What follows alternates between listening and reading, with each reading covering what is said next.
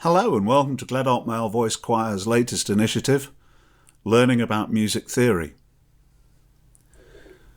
Now I suppose I hear a lot of you asking, why would we want to learn music theory?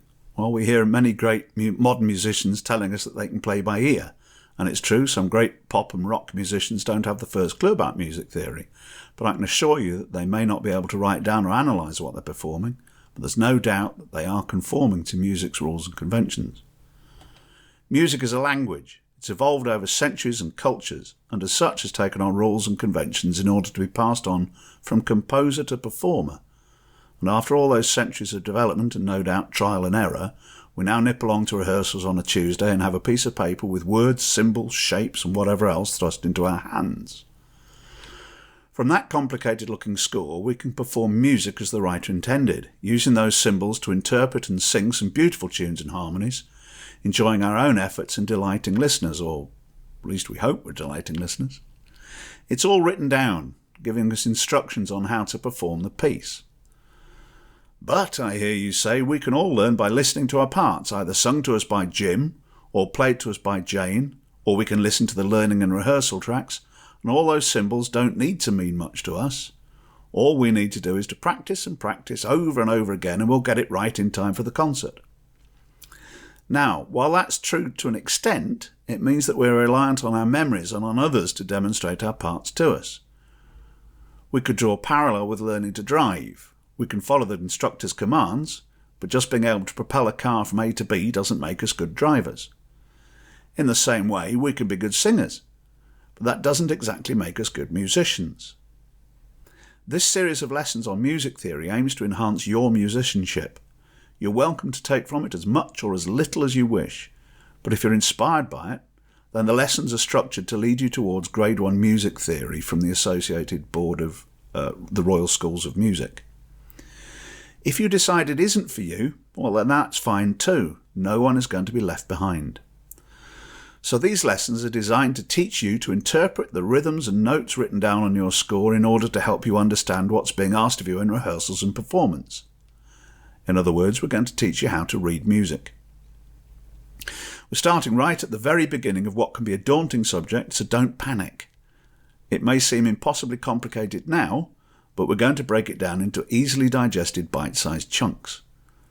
By the end of this first series of videos, you'll be equipped with the knowledge that you need to take the Associated Board's Grade 1 exam. But more importantly, hopefully we'll have demystified all those notes and markings on your score, so you can start to help yourself along that road to self-improvement and better music making. I bet before we start that you'll already know far more than you realise. So, let's launch into the first series of lessons. I'm going to run through the materials that we need in order to take part, but you'll find regular instalments on our YouTube channel. I'll send you the links when the time comes for each lesson in turn through the series of lessons. It could take some time, but that's the joy of it. Once we've put together these videos, they're there for you to dip in and out of as you wish. So take from it what you will. But the great thing is, if we've all learned how to read music, then we're not relying on other people, as we say, to demonstrate and show us what to do. We can start to take that initiative ourselves. So I hope you enjoy it. And of course, I'd always appreciate any feedback you want to give me about how this goes. Thanks very much. Right, the first things we need are a computer linked to the internet that you can watch the YouTube videos that I put together, preferably with a pair of headphones so that you can listen carefully to what's being explained to you.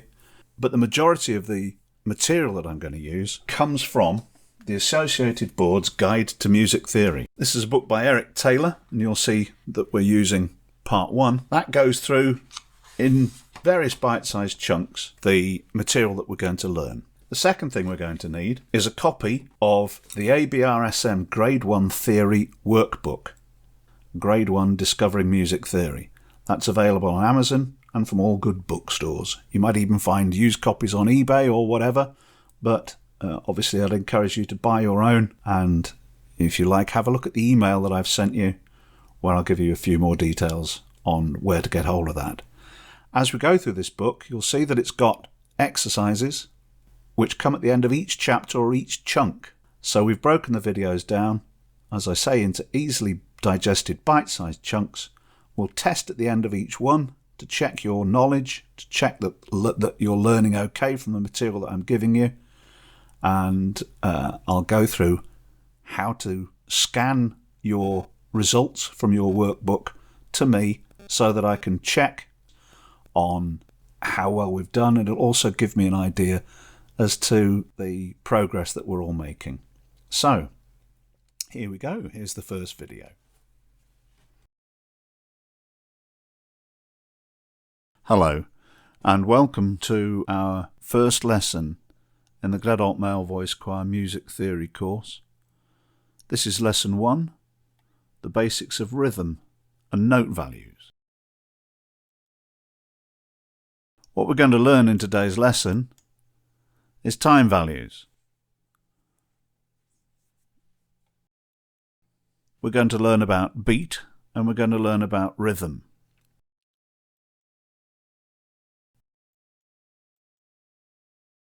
When we listen to a song or sing a piece of music, we hear the beat of the song. The whole feel of the piece depends on that beat. It's the pulse, if you like, running through the music. Next time you listen to a piece of music, listen out for that beat as it runs through the piece. And next time we sing a piece of music at rehearsal, listen and think about how the beat runs through that music. We have individual notes to sing, and the notes that we sing fit within or around that beat to create the rhythm of the piece of music. So we've got that background beat running through, and what we're singing creates rhythm within the piece of music. In order to create that rhythm, every note is given a time value. It adds interest and variety to what we're singing. It gives shape to the phrases that we're singing, and it gives purpose, if you like, to what we're doing over and above the beat of the song, which carries along in the background throughout. Now, each of those notes that we sing has a different time value, and those time values have different note shapes to tell you how long to sing them for. We're going to learn those shapes, and we're going to show you that the shapes show you how many beats each note lasts for. The first note that we need to think about is the crotchet. This is the most basic note that we'll see on a piece of music, and it's most commonly used to show a single beat. We'll go into different time signatures later, but for the time being we're going to think about the crotchet being the single beat of every piece of music. So that repetitive crotchet beat through the piece of music. Sometimes it's called a quarter note. We are UK traditionalists when we sing, and we're going to call it a crotchet. Imagine you've got a troop of soldiers marching along. Each footstep represents one beat, so we would use a crotchet to show each step left, right, or 1, 2, 3, 4.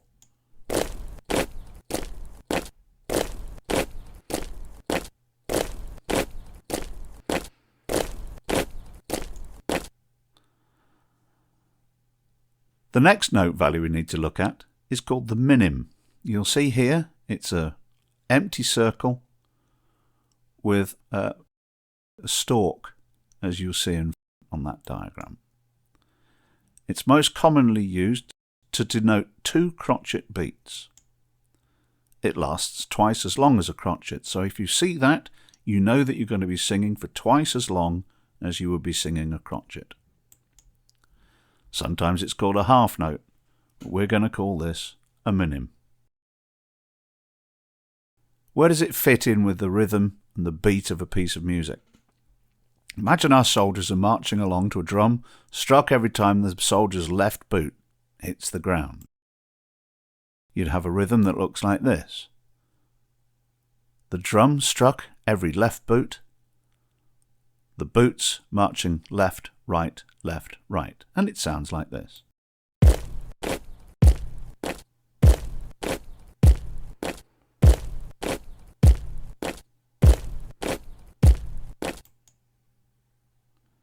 The next note that we're going to look at is the quaver. You'll see it looks very much like a crotchet, except this time it has what's called a flag on the stem. So it's got a crotchet, a round crotchet shape with a stem with a flag. Now there are 2 quavers per crotchet beat. It lasts for 1/2 of one crotchet. Sometimes it's called an 8th note, and guess what we're going to call it? So if the band were to be playing a small drum twice for every step the soldiers take, we'd use quavers to show this rhythm. As we can see, the big drum still playing the minims, the boots marching along to the crotchet beat, and the little drum quickly playing twice for every step that the soldiers take.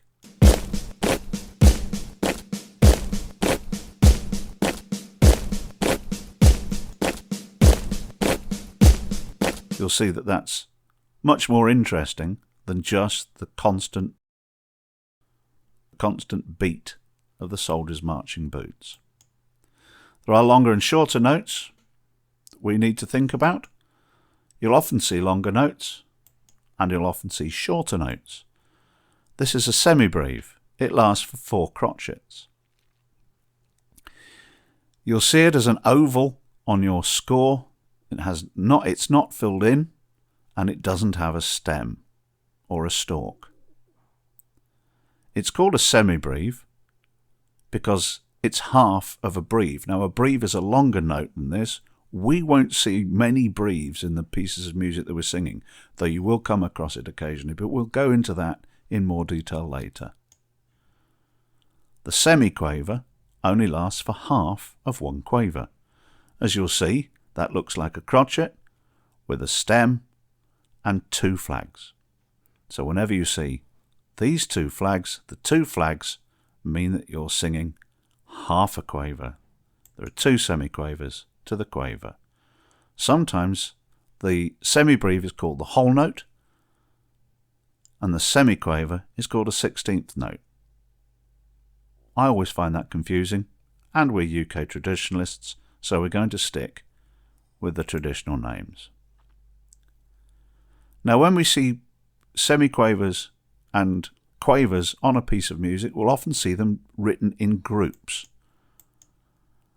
They're often grouped together, and when they're joined in groups, they're joined with a beam across the top.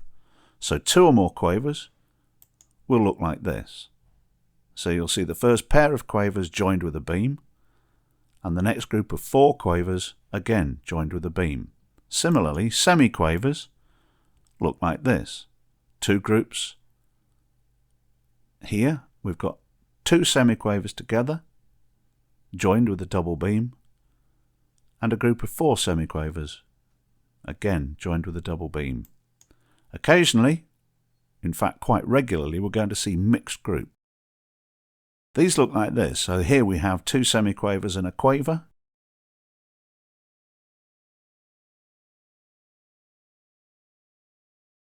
And there, the next diagram there, we have a quaver joined to 2 semiquavers. We'll go more into that later when we move further into the use of rhythm and how rhythm helps us through our music. As a visual aid, and as a recap to what we've learnt, here's a visual comparison of note lengths. So we know that the longest note that we've learnt so far is the semi-breve. There is the semi-breve. And we know that a semi-breve is the same value as 2 minims. So we've got 4 crotchet beats to the semi-breve and 2 lots of 2 beats in the minims. Here we have 4 crotchets. So we're building a pyramid.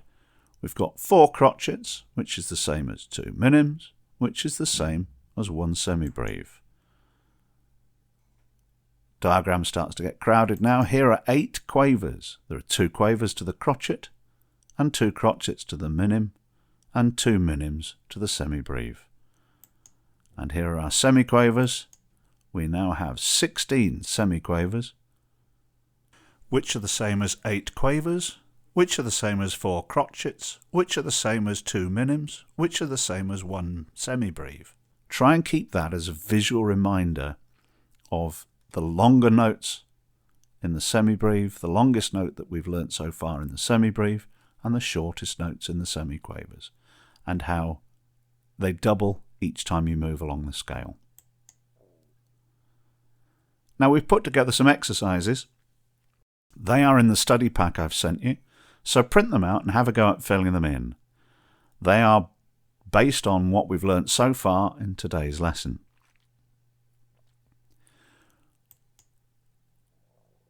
Once you've printed those out and filled them in, you can either scan your answer sheet onto your computer and email it to me, or if you use an iPhone or a smartphone, ring me and I'll talk you through how to scan the answers to your phone and get them to me if you don't know how to do that already. And that's exactly the same with any of the stuff that we've learnt so far in today's lessons. If you've got any questions at all, I'm available on the phone most weekdays through the day for a chat over the phone or for a text exchange. Don't be afraid to get in touch. I'm perfectly happy to talk people through any aspects of what we've done so far. So what have we learnt today? We've learnt how every song has a beat. We've learnt how the different notes that we sing create a rhythm. We know what those individual notes look like, and we know what those notes are called. We know how long those notes last for. Next time we're going to learn more about time signatures and bar lines. But in the meantime, have a look at your scores when you get to rehearsal and apply your new musical knowledge. Make a point of naming the notes that you sing to ingrain that new skill, so that each time you know, oh, I'm singing a minim here, or this next bar contains 4 crotchets, and so I'm singing along with the beat. Use what you're learning and apply it to the music that you're singing in order to keep ingraining that skill, and it soon becomes like riding a bicycle. So thank you very much for listening, and as I say, next time the lesson will move on and look at time signatures and bar lines, see how the rhythms and the beats that we've spoken about today is organised within a piece of music. Thank you.